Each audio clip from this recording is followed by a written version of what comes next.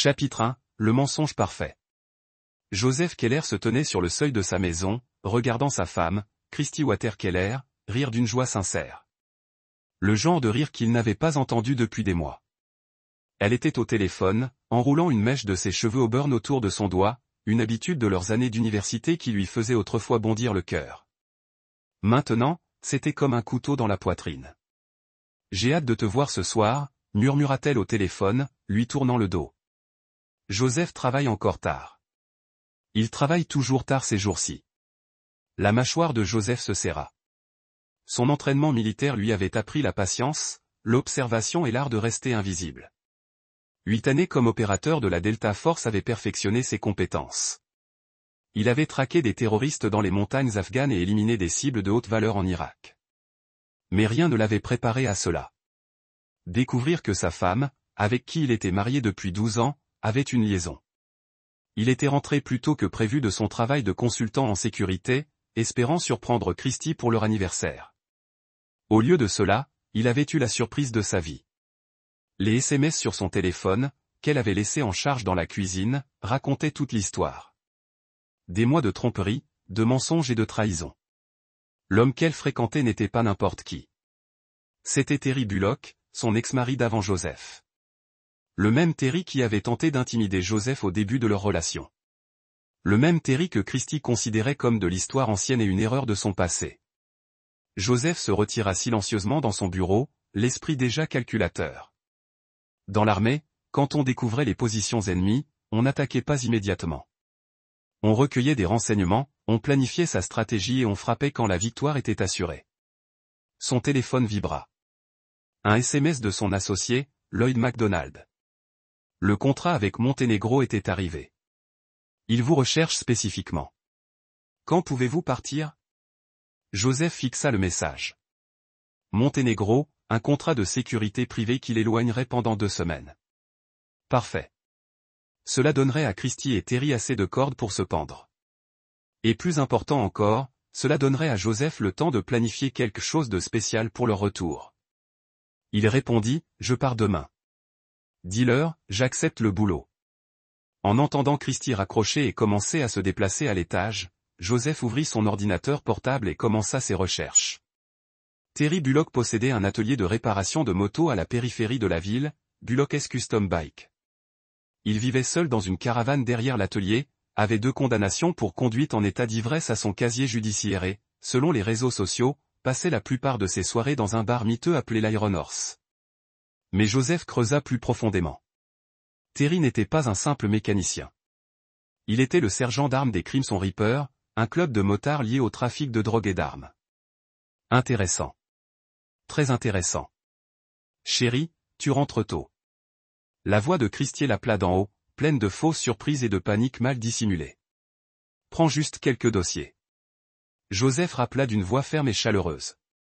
Je dois partir demain pour le Monténégro. Le boulot Petrov est arrivé. Oh, il y avait du soulagement dans sa voix. Combien de temps vas-tu être absent? 2 semaines, peut-être 3. C'est long. Joseph sourit froidement. Ne t'inquiète pas, ma chérie. Je suis sûr que tu trouveras des moyens de t'occuper. Chapitre 2. L'orage se prépare. 2 semaines plus tard, Joseph était assis dans une voiture de location en face de l'Iron Horse, observant la scène avec des jumelles militaires. Le travail au Monténégro était légitime, protéger la fille d'un milliardaire face à une menace d'enlèvement. Mais Joseph l'avait terminé en 2 fois moins de temps que prévu. Le vrai travail commençait maintenant. Pendant 3 jours, il avait surveillé Christy et Terry. Le schéma était clair. Tous les mardis et jeudis, Christy disait à sa sœur chère Donnelly qu'elle allait à un cours de yoga.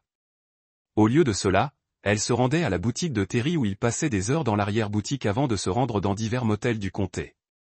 La routine de Terry était tout aussi prévisible. Matinée à la boutique, après-midi à travailler sur des motos, soirée à l'Iron Horse à boire avec ses camarades de club. Mais Joseph avait remarqué autre chose. Terry vendait de la drogue dans le bar. Arrière-boutique. Des petites affaires, surtout des pilules et de la marijuana pour les motards et les étudiants. Le téléphone de Joseph a été volé. Un texto de Christy. Tu me manques terriblement. J'ai hâte que tu rentres demain. J'ai prévu un dîner spécial. Cœur rouge. Il a supprimé le message sans répondre. De sa position, Joseph regarda Terry sortir du bar avec deux autres Crimson Reapers, Raphaël Caz et Edwin Scott. Ils étaient plongés dans une conversation, jetant parfois des coups d'œil nerveux autour d'eux. Joseph ajusta sa lunette et lut sur leurs lèvres, une compétence qui lui avait sauvé la vie plus d'une fois à l'étranger. Livraison vendredi. Terry parlait de 22 kg de pure Colombie. Joseph haussa les sourcils. Ce n'était plus du trafic à petite échelle. Terry gravissait les échelons et les Crimson Reapers préparaient quelque chose de grand. De très grand. Alors que les motards se séparaient, Joseph prit une décision. Il sortit un téléphone jetable et composa un numéro qu'il avait mémorisé des années auparavant. Ligne d'information de la DEA. Comment puis-je vous aider? J'ai des informations sur une importante cargaison de drogue arrivant au Crimson Reaper. Club de motards Reaper ce vendredi, dit Joseph, masquant sa voix sous une légère intonation sudiste. 22 kilos de cocaïne colombienne dans un magasin appelé Bullock's Custom Bike. Pouvez-vous nous donner plus de détails? Le propriétaire du magasin, Terry Bullock, est le point de contact. Ils utilisent l'Iron Horse Bar comme centre de distribution. Vous devriez surveiller les deux emplacements. Joseph raccrocha et sourit. Laisse Terry gérer les forces de l'ordre fédéral qui le surveillent. Mais ce n'était que l'entrée. Le plat principal viendrait plus tard. Il démarra sa voiture et se dirigea vers le seul endroit de la ville qu'il n'aurait jamais pensé visiter, la maison de son beau-père. Nicholas Hampton ouvrit la porte avec surprise. Joseph Christie a dit que tu ne reviendrais pas avant demain. Changement de programme, Nick. Demain, on rentre? La mère de Christie apparut derrière son mari, s'essuyant les mains sur un torchon. Joseph, mon cher, quelle merveilleuse surprise. Christie sera si heureuse de te voir. En fait, j'espérais vous parler à tous les deux d'abord de Christie. Les Hampton échangèrent des regards. Joseph avait toujours été leur gendre préféré, même lors du premier mariage de Christie avec Terry. Ils avaient été dévastés lorsqu'elle avait divorcé du prédécesseur de Joseph et aux anges lorsqu'elle s'était remariée. Tout va bien, demanda Tamara, son instinct maternel reprenant le dessus. L'expression de Joseph resta soigneusement neutre. Je pense que Christie a peut-être des ennuis. J'ai remarqué des changements dans son comportement, et je m'inquiète pour les gens qu'elle fréquente. Techniquement, ce n'était pas un mensonge, Christie avait des ennuis. Elle ne le savait juste pas encore. Quel genre d'ennui, demanda Nicholas en faisant signe à Joseph d'entrer. Je préfère ne rien dire de définitif avant d'en être sûr. Mais je pourrais avoir à vous poser à tous les deux des questions difficiles sur son passé dans les prochains jours. Est-ce que ça vous va? Les deux parents hochèrent la tête avec empressement. Joseph avait parfaitement planté les graines. Le moment venu, ils seraient prêts à croire tout ce qu'il leur dirait sur la trahison de leur fille. Chapitre 3. Le retour. Joseph entra chez lui à 18h47 précise. Son sac de sport était en bandoulière. L'odeur de son rôti préféré emplissait l'air, et il entendait Christie fredonner dans la cuisine, le même air qu'elle fredonnait quand il venait de se mouiller. « Joe, c'est toi » cria-t-elle d'une voix rayonnante d'un enthousiasme fin. « C'est moi, chérie » répondit-il en laissant tomber son sac près de la porte. Christie apparut dans le couloir, vêtue d'une robe rouge qui était autrefois sa préférée, les cheveux coiffés comme il les aimait. Elle se précipita vers lui, les bras ouverts. Et pendant un instant, Joseph oublia presque la trahison. Presque. « Tu m'as tellement manqué » murmura-t-elle contre sa poitrine, et il la sentit trembler légèrement. Culpabilité ou excitation de sa double vie. Il ne pouvait plus le dire. « Tu me manques aussi, dit-il, sincère malgré tout. » C'était le pire dans la trahison. On pouvait encore aimer quelqu'un qui nous avait détruits. Pendant le dîner, Christie parla de ses 2 semaines, de ses cours de yoga, de son déjeuner avec Chéri, de ses virées shopping, d'une réunion de club de lecture qui n'avait jamais eu lieu. Chaque mensonge sortait de sa bouche avec une telle fluidité que Joseph se demanda depuis combien de temps elle pratiquait la tromperie. « Alors, parle-moi du Monténégro » dit-elle en remplissant son verre de vin. Était-ce dangereux? Non, plus que d'habitude. Surtout rester planté là, l'air intimidant. Joseph étudia son visage, même si j'appris des choses intéressantes sur la loyauté et la trahison pendant que j'y étais. La fourchette de Christie s'arrêta à mi-chemin de sa bouche. la fille de la cliente était menacée par son ex-petite amie. Il s'avère qu'elle lui fournissait des informations sur l'entreprise de son père depuis des mois. Quand il s'est montré cupide et a tenté d'extorquer la famille, elle l'a préféré à son propre sang. C'est terrible, a dit Christie d'une voix soigneusement neutre. Le père ne le pensait pas.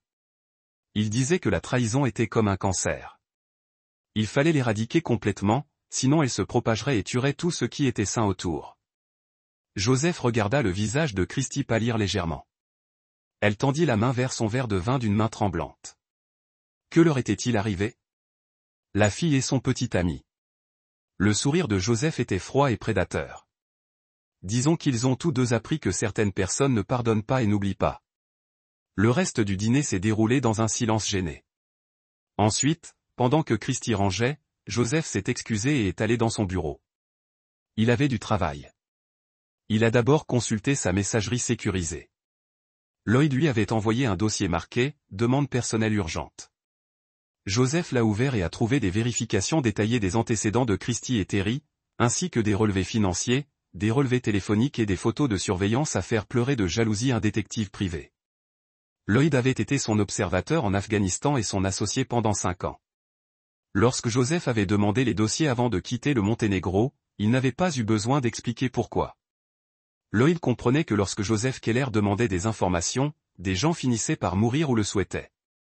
Les dossiers révélaient tout ce que Joseph soupçonnait et plus encore. Christie était en contact avec Terry depuis plus de 6 mois, bien avant le début de leur liaison. Ils avaient soigneusement planifié ces retrouvailles, discutant même de l'assurance vie de Joseph et de l'argent dont elle hériterait s'il lui arrivait quelque chose. Mais la véritable révélation résidait dans le dossier de Terry. Les Crimson Reapers n'étaient pas qu'un club de motards. Ils étaient la couverture d'un réseau de traite d'êtres humains qui transportait des filles du Mexique vers le sud-ouest. Terry n'était pas qu'un mécanicien ni même un trafiquant de drogue. C'était un monstre qui détruisait des vies pour le profit. Joseph se laissa aller dans son fauteuil et examina ses options. Il pouvait simplement révéler la liaison à la famille et aux amis de Christie, divorcer et passer à autre chose. Il pouvait aussi livrer Terry aux autorités et laisser la justice s'en occuper. Là où il pourrait accomplir ce pourquoi il avait été formé, éliminer définitivement et complètement les menaces pesant sur des innocents. Joseph ouvrit son coffre-fort et en sortit un pistolet acquis par des canaux qui n'existaient pas officiellement. Alors qu'il vérifiait l'arme et commençait à assembler un fusil de précision jamais enregistré, il prit sa décision. Certaines trahisons exigeaient plus que le pardon ou même la justice. Certaines trahisons exigeaient du sang. Chapitre 4. Premier contact. 3 jours après le retour de Joseph, Christie annonça qu'elle allait à un cours de yoga. Joseph l'embrassa et la regarda partir par la fenêtre de la cuisine, non pas vers le studio de yoga, mais vers le quartier industriel où se trouvait la boutique de Terry. Joseph attendit 15 minutes, puis quitta la maison avec un petit sac de sport. Son premier arrêt fut un garde-meuble à l'autre bout de la ville où il conservait du matériel que son entreprise de conseil en sécurité n'avait pas besoin de connaître, du matériel de surveillance de qualité militaire, des armes intraçables et plusieurs identités complètes avec leurs papiers. 1 heure plus tard, Joseph était posté sur le toit d'un entrepôt abandonné, avec une vue dégagée sur Bullock's Custom Bike. À travers sa lunette, il pouvait voir la voiture de Christie garée derrière le bâtiment. Il pouvait également voir des agents fédéraux postés à 3 endroits différents dans le magasin. La DEA avait pris ces informations au sérieux. Le téléphone de Joseph vibra, un SMS provenant d'un numéro inconnu. Votre femme crie très fort quand elle reçoit. Joseph fixa le message, le doigt crispé sur la crosse du fusil. Terry le provoquait, ce qui signifiait que ce salaud savait que Joseph était au courant de la liaison. Mais comment? La réponse arriva 5 minutes plus tard, lorsque Christie émergea de l'arrière du magasin, suivi de Terry. Ils se disputaient à propos de quelque chose et Terry attrapa brutalement le bras de Christie. Même à cette distance, Joseph pouvait la voir. C'est là que ça arriva. Terry sortit son téléphone et montra quelque chose à Christie sur l'écran. Elle devint blanche et se mit à secouer la tête frénétiquement. Terry rit et lui attrapa le visage, la forçant à le regarder pendant qu'il parlait. Quoi qu'il dise, Christie s'écroula à genoux. Joseph ajusta sa lunette et lut sur les lèvres de Terry. Votre mari est un tueur. J'ai découvert ce qu'il a vraiment fait à l'étranger. Prison à vie si ça se sait. Le sang de Joseph se glaça. D'une manière ou d'une autre, Terry avait découvert des informations sur les opérations classifiées de Joseph. Des informations qui pouvaient détruire non seulement Joseph, mais plusieurs autres agents encore en activité. Terry ne se contentait pas de voler la femme de Joseph. Il la faisait chanter avec des secrets de sécurité nationale. La lunette révéla d'autres éléments de la conversation. Terry donnait des instructions à Christie, désignant le magasin puis sa voiture. Elle hochait la tête à contre-cœur, les larmes aux yeux. Le téléphone de Joseph vibra de nouveau. Elle va m'aider pour quelque chose de spécial ce soir. Ne m'attends pas. Cela changeait tout. Christie n'était plus seulement une épouse infidèle. Elle était contrainte à quelque chose qui pouvait compromettre la sécurité nationale. L'entraînement de Joseph faisait effet. Il s'agissait désormais d'une question de sécurité opérationnelle, ce qui signifiait que les règles d'engagement venaient de changer radicalement. Joseph rangea son matériel et se rendit à son poste secondaire, un immeuble de bureau vacant qui lui offrait une vue à la fois sur la boutique et sur l'Iron Horse Bar. Il s'installa pour une longue séance de surveillance, son esprit s'adaptant déjà aux nouveaux paramètres de la mission.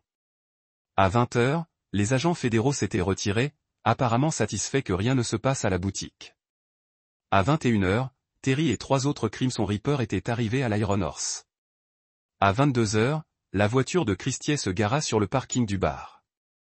Joseph observa Christie entrer dans le bar à travers sa lunette, visiblement terrifiée. Elle portait un petit paquet, quelque chose que Terry lui avait donné à la boutique. Quel que soit le contenu de ce paquet, Joseph allait le découvrir. Et ce faisant, Terry Bullock allait apprendre ce qui se passe lorsqu'on menace la sécurité opérationnelle d'un agent de la Delta Force. Joseph commença à démonter son fusil et à se préparer au travail rapproché.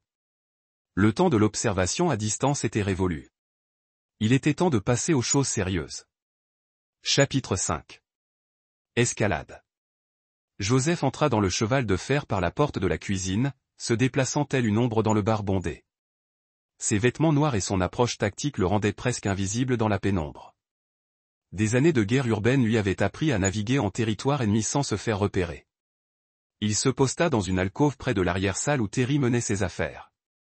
Par une fente de la porte, il aperçut Christie assise à une table avec Terry et 2 autres motards, Raphaël Caz et Edwin Scott. Elle avait l'air terrifiée, serrant le paquet comme une bouée de sauvetage. « Tu as bien fait, ma puce, » disait Terry, la main possessive sur la cuisse de Christie. « Ce petit appareil va rendre ton mari très coopératif. » Joseph serra les mâchoires en réalisant ce qui se passait. Le paquet contenait une sorte d'équipement de surveillance ou d'enregistreur. Terry comptait utiliser les informations classifiées qu'il avait obtenues pour faire chanter Joseph et le contraindre à obéir. « Je ne comprends pas pourquoi tu as besoin de ça, » murmura Christie. « Pourquoi ne pouvons-nous pas simplement quitter la ville ensemble, comme prévu ?» Terry eut un rire rauque. « Parce que ton mari scout vaut plus qu'un simple amour. Il a des compétences qui peuvent nous rendre très riches. » Comment ça ? Disons que dans certains pays d'Amérique du Sud, des gens seraient prêts à payer cher les services d'un ancien agent de la Delta Force. Des gens qui ont besoin que leurs problèmes soient éliminés définitivement. Le sang de Joseph s'est tourné vers l'ICE. Terry ne le faisait pas que chanter pour de l'argent. Il prévoyait de vendre ses services à des chefs de cartel et à des terroristes. C'était passer de la trahison personnelle à une question de sécurité nationale. Edwin Scott se pencha en avant. « Tu es sûr que Keller jouera le jeu ? Un type comme ça pourrait bien décider d'éliminer le problème. » Le sourire de Terry était prédateur. « C'est là que notre police d'assurance entre en jeu. » Il fit un signe de tête vers Christie. « Il ne bougera pas tant qu'on l'aura. Et une fois qu'il travaillera pour nous, on n'en aura plus besoin. » La désinvolture avec laquelle Terry qualifia Christie de jetable en dit long à Joseph sur son caractère. Terry n'avait pas l'intention de se contenter des deux. Il prévoyait de tuer Christie une fois qu'elle aurait rempli son rôle. Le téléphone de Joseph vibra, un SMS retentit. Terry tapait sur son téléphone. Réunion de famille. Apporte ton matériel au vieil entrepôt de Riverside à minuit. Viens seul, sinon ta femme perdra ses doigts. Joseph sourit froidement et répondit. J'arrive. Mais d'abord, il avait un arrêt à faire. Joseph se glissa hors du bar et se dirigea vers son garde-meuble. Il s'équipa comme s'il partait au combat. Gilet pare-balles, lunettes de vision nocturne, armes tactiques et suffisamment de munitions pour une petite guerre. Il ne s'agissait plus seulement de vengeance. Il s'agissait de protéger la sécurité nationale et d'éliminer une menace terroriste. À 23h45, Joseph se positionna dans l'ombre devant l'entrepôt de Riverside. Grâce à sa lunette de vision nocturne, il pouvait voir du mouvement à l'intérieur. Au moins 6 signatures thermiques, dont une qui était assise et semblait ligotée. Christie, l'évaluation tactique de Joseph fut rapide et minutieuse. 6 ennemis, armes inconnues, un otage au centre du bâtiment. Le protocole standard de sauvetage d'otages nécessitait une équipe d'opérateurs et une planification minutieuse. Joseph ne prévoyait pas un sauvetage. Il prévoyait une exécution. À minuit pile, Joseph franchit la porte d'entrée de l'entrepôt, les mains levées, mais son corps rayonnant d'une confiance mortelle. « Dégage avant que je te brise tous les os », rugit Terry dans l'ombre. Son 1,93 mètres. S'avança dans la lumière. Ses muscles se contractèrent de manière intimidante. Elle ne veut plus se laisser abattre comme toi. Gratte-papier. Joseph sourit calmement, les mains toujours levées. C'est drôle avec les muscles. Il n'arrête pas les balles. Et après 8 ans comme opérateur de la Delta Force, je n'ai jamais raté une cible. Le sourire arrogant de Terry s'évanouit lorsqu'il vit le laser apparaître sur son front. L'observateur de Joseph, Lloyd MacDonald, était posté dans les combles avec un fusil de précision. Puis c'est arrivé. Les lumières s'éteignirent simultanément lorsque Lloyd coupa le courant.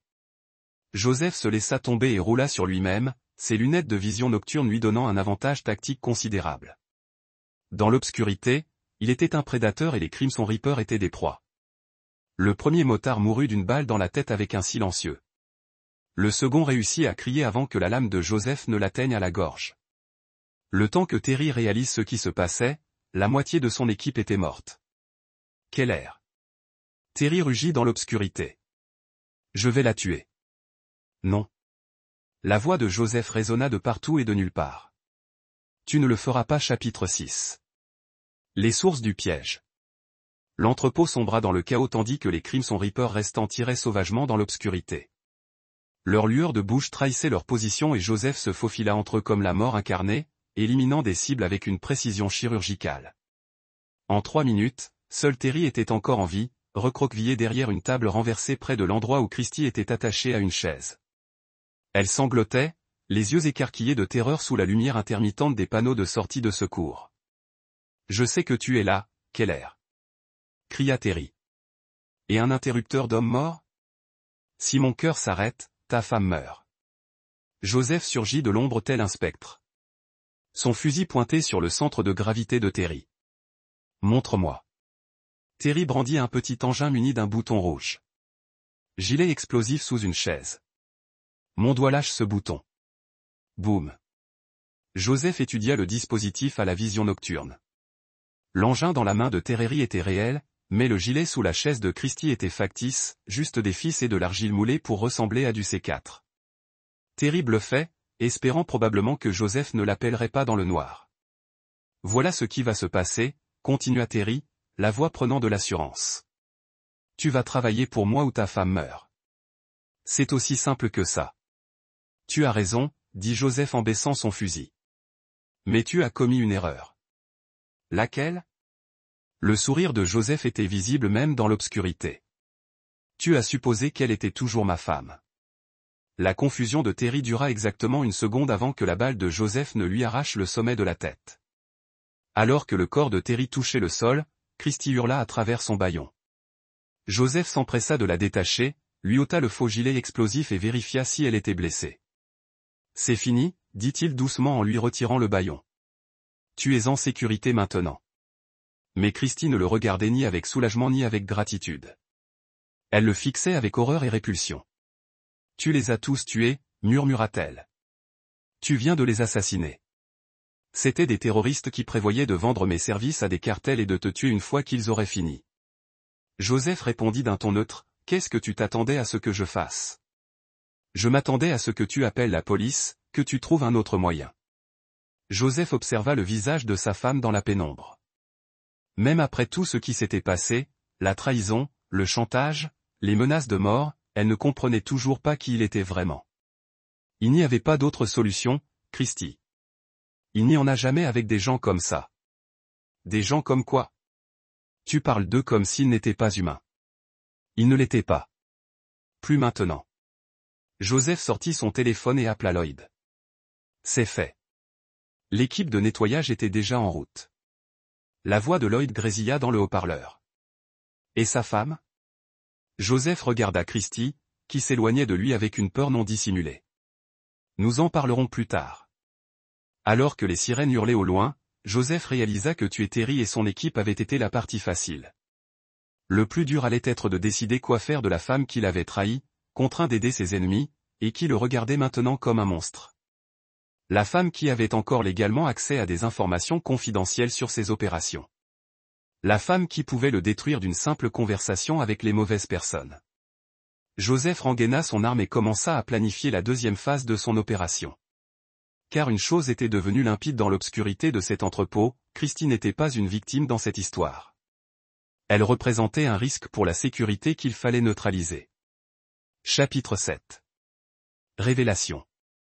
À leur arrivée, la police trouva Joseph et Christie debout au-dessus de 6 cadavres, avec une histoire en grande partie vraie.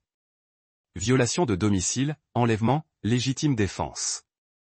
Les Crimson Reapers avaient un lourd casier judiciaire, et les preuves de leurs opérations de trafic de drogue et d'êtres humains étaient accablantes. L'inspecteur Dwight Holman, un ancien marine qui avait reconnu l'allure militaire de Joseph, mena une enquête brève et directe. On dirait que vous avez rendu service à la communauté, monsieur Keller. Ces salauds étaient sous mandat d'arrêt dans 3 États. À l'aube, Joseph et Christie étaient de retour chez eux, officiellement innocentés. Christie alla directement à la douche, prétextant avoir besoin de se débarrasser de l'odeur de la mort. Joseph se rendit dans son bureau et commença à préparer la phase finale de son plan. En réalité, la mort de Terry n'avait résolu qu'une partie du problème. Joseph avait toujours une femme qui l'avait trahi, qui avait accepté de l'aider à obtenir des informations confidentielles, et qui en savait désormais trop sur ses capacités pour le bien de quiconque. Son téléphone sonna. Le numéro de Lloyd. Rapport de situation. Joseph répondit, l'entrepôt est propre. Aucune preuve de notre implication, mais nous avons un problème. Parlez-moi. J'ai consulté les relevés téléphoniques de Terry des 6 derniers mois. Il ne travaillait pas seul à la collecte de renseignements. Quelqu'un lui avait fourni des informations sur vos opérations classifiées. Joseph resserra son emprise sur le téléphone. Quelqu'un avec une habilitation de sécurité élevée. Quelqu'un qui était au courant de l'opération Nightfall et de votre travail en Syrie. Le sang de Joseph se glaça. L'opération Nightfall était classée au-delà du top secret.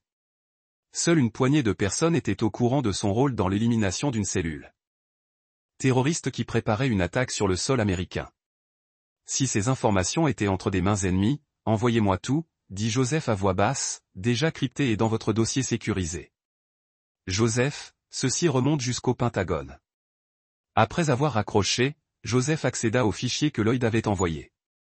Ce qu'il trouva lui retourna l'estomac. Terry n'avait pas découvert les opérations classifiées de Joseph par une enquête aléatoire. Il avait été alimenté systématiquement par un certain Cardinal pendant plusieurs mois. Cardinal avait fourni des rapports de mission détaillés, des photos opérationnelles et même les noms des collègues opérateurs de Joseph. Ce n'était pas seulement du chantage. C'étaient des renseignements qui pouvaient coûter la vie à des soldats américains. Joseph remonta les communications à travers divers canaux cryptés et serveurs proxy. La piste mena à un serveur gouvernemental sécurisé dont l'accès nécessitait le plus haut niveau d'habilitation. Un membre des services de renseignement trahissait des opérateurs actifs. L'ordinateur de Joseph sonna, signalant l'arrivée d'un message provenant d'un compte crypté. J'espère que vous avez apprécié vos retrouvailles avec Terry. Malheureusement, il n'était que le premier acte.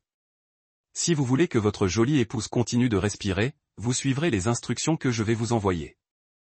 Le cardinal Joseph fixa l'écran tandis que de nouveaux fichiers commençaient à se télécharger.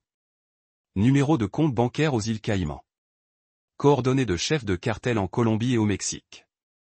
Une liste de cibles que le cardinal voulait éliminer grâce aux compétences particulières de Joseph. Le dernier fichier était une vidéo qui fit bouillir Joseph. On y voyait Christie dans la boutique de Terry 6 mois plus tôt, remettant volontairement des documents du bureau principal de Joseph. Des documents contenant des informations classifiées sur ses opérations à l'étranger. Elle n'avait subi aucune contrainte. Aucun chantage. Elle avait été recrutée. Joseph entendit la douche se fermer à l'étage. Christie allait bientôt redescendre, s'attendant probablement à être réconfortée et rassurée après leur épreuve. Au lieu de cela, elle allait affronter un Joseph Keller bien différent de celui qu'elle avait épousé. Joseph ouvrit son coffre-fort et en sortit un pistolet muni d'un silencieux. Il vérifia la charge et la chambra, puis s'assit pour attendre sa femme. C'était l'heure de la dernière conversation de leur mariage. Chapitre 8. La vérité dévoilée. Christie descendit l'escalier vêtue de la robe préférée de Joseph, les cheveux humides de la douche. Elle avançait timidement comme quelqu'un qui marche dans un champ de mine, ce qui n'était pas loin de la vérité. « Joe, ça va ? Tu es resté si silencieux depuis notre retour. » Joseph leva les yeux de son ordinateur portable, l'expression indéchiffrable. « J'ai repensé à ce qui s'est passé ce soir, à la façon dont Terry en savait autant sur mes opérations. » Le visage de Christie pâlit. « Je ne sais pas ce que tu veux dire. » « Assieds-toi, Christie. » Elle resta debout, sentant le danger dans sa voix. « Joe, qu'est-ce qui ne va pas ? Tu me fais peur. » Joseph tourna l'écran de son ordinateur vers elle. La vidéo où elle remettait des documents à Terry a commencé à tourner. « J'ai dit, assieds-toi. » Christie s'est effondrée sur la chaise en face de lui, le visage décomposé. « Joe, je peux t'expliquer. Il y a 6 mois, tu as commencé à voler systématiquement des documents classifiés dans mon bureau pour les transmettre à Terry Bullock, qui travaillait pour quelqu'un d'autre. Ces documents contenaient des informations susceptibles de coûter la vie à des soldats américains. Ce n'était pas comme ça. J'essayais de te protéger. » Le rire de Joseph était amer. « Me protéger ? Tu as donné à un agent terroriste les détails de toutes les missions classifiées auxquelles j'ai participé ces 5 dernières années. Terry a dit que le cardinal te dénoncerait si je ne coopérais pas. Il a dit que tu irais en prison pour crime de guerre. » « Quel crime de guerre, Christie ? » Elle a hésité, réalisant qu'elle en avait trop révélé. « Ce que tu as fait en Syrie. Le cardinal avait des preuves que tu as tué des civils. » Joseph s'est penché en avant, la voix d'un ton mortellement bas. « Je n'ai jamais tué de civils de ma vie. Chaque cible que j'ai éliminée était une menace terroriste avérée. Le cardinal t'a menti pour te manipuler et te pousser à la trahison. J'essayais de sauver notre mariage. Terry a dit que si je l'aidais, il pourrait faire disparaître les preuves. Et vous l'avez cru ? Vous avez cru votre ex-mari plutôt que votre mari actuel. » Les larmes de Christie coulaient à flots. « J'avais peur. Je ne savais pas quoi faire d'autre. » Joseph s'est levé et a commencé à faire les 100 pas. Son entraînement militaire l'aidait à gérer les aspects émotionnels et tactiques de la situation. « Depuis combien de temps êtes-vous en contact direct avec Cardinal ? » « Je crois. Terry est mort, Christie, mais Cardinal court toujours. Il a toujours mes informations confidentielles. Vous voulez toujours que je travaille pour lui ? » Joseph a arrêté de faire les 100 pas et l'a fixé d'un regard qui l'a fait reculer. « La question est, travaillez-vous toujours pour lui aussi ? » « Non, Joe, je vous jure que jamais. » Le téléphone de Joseph a pété. Un SMS de Cardinal. Des retrouvailles touchantes. « Maintenant, parlons affaires. Les activités de trahison de votre femme pourraient la conduire en prison fédérale à vie. À moins, bien sûr, que vous ne soyez prêt à accepter un travail en freelance. » Joseph a montré le message à Christie. Son visage est passé du pâle au gris. « Il nous regarde, murmura-t-elle. Bien sûr qu'il l'a fait. La question est, comment ? Comment sait-il ce qui se passe dans notre maison en ce moment ? » Joseph a commencé un balayage systématique de la pièce, ses yeux formés à la recherche de dispositifs de surveillance.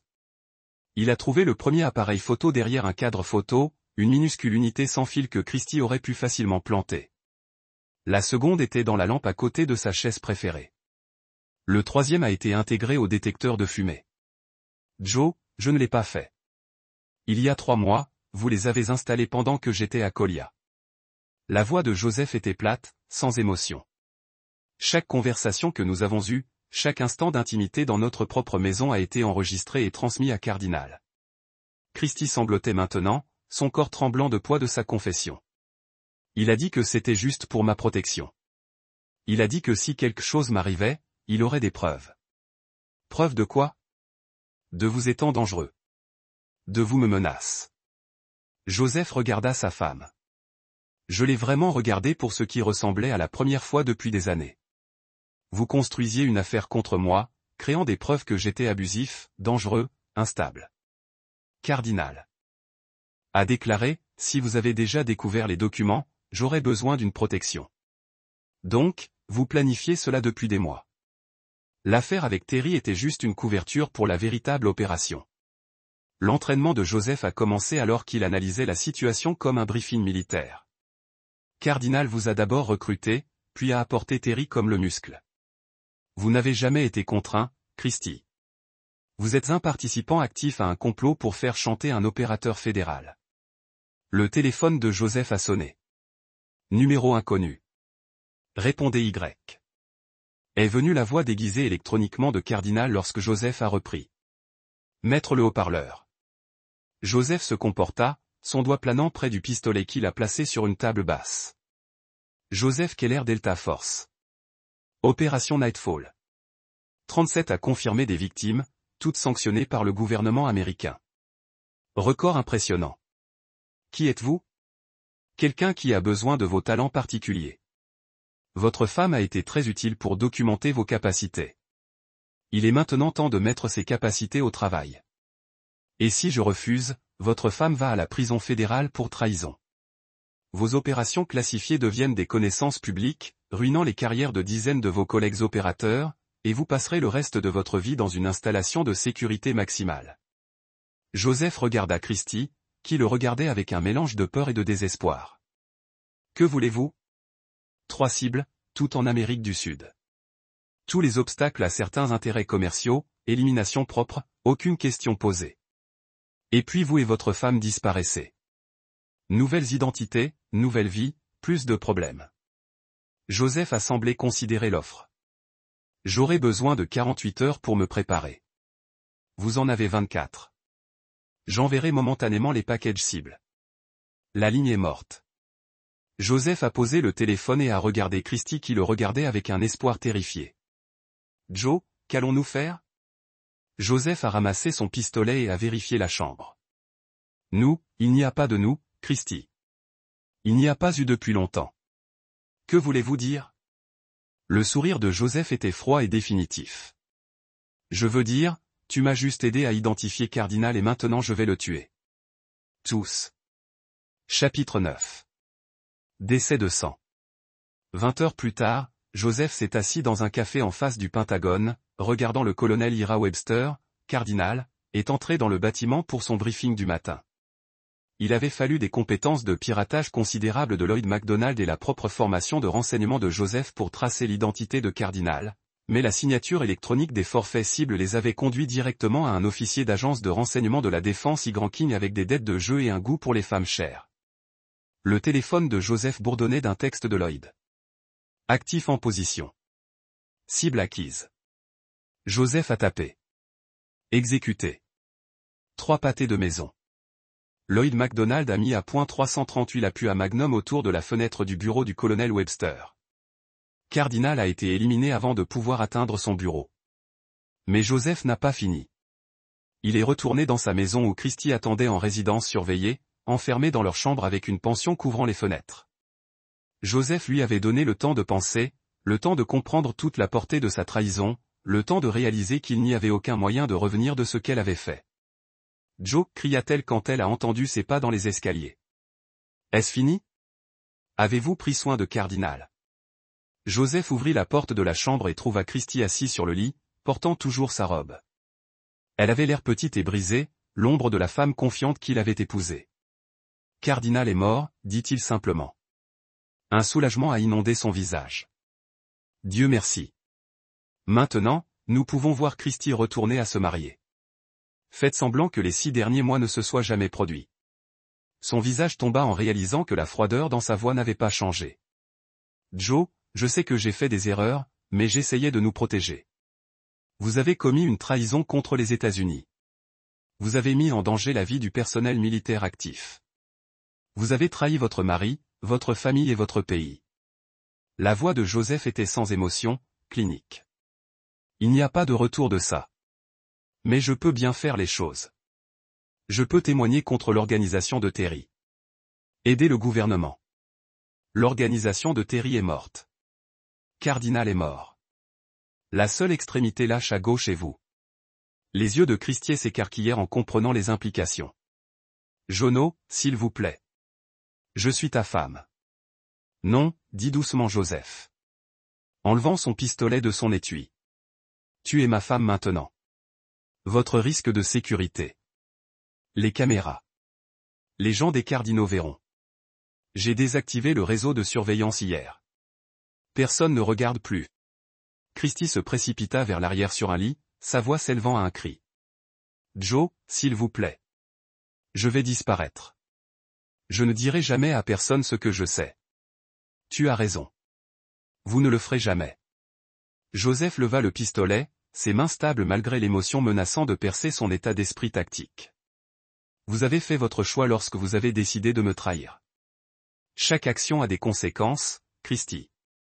Chaque trahison a un prix. Je t'aime, le doigt de Joseph s'est resserré sur la gâchette. Non, tu aimes ce que je pourrais te donner. Vous n'avez jamais aimé qui je suis vraiment. Le tir a été étouffé par le silencieux. Christie Keller-Newater s'est effondré en avant.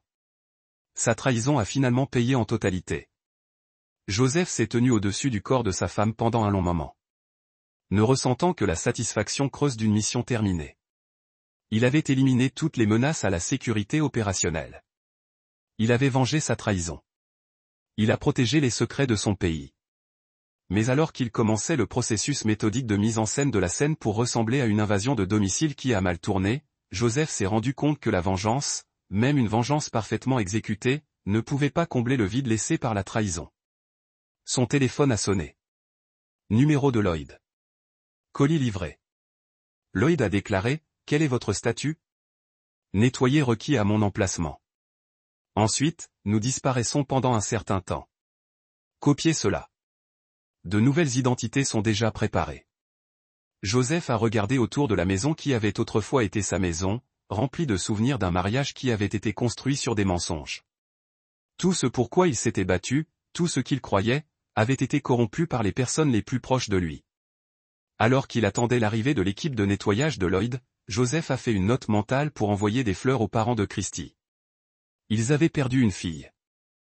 Aujourd'hui, même s'ils ne connaissent jamais la vraie raison. Certaines trahisons ne pouvaient pas être pardonnées.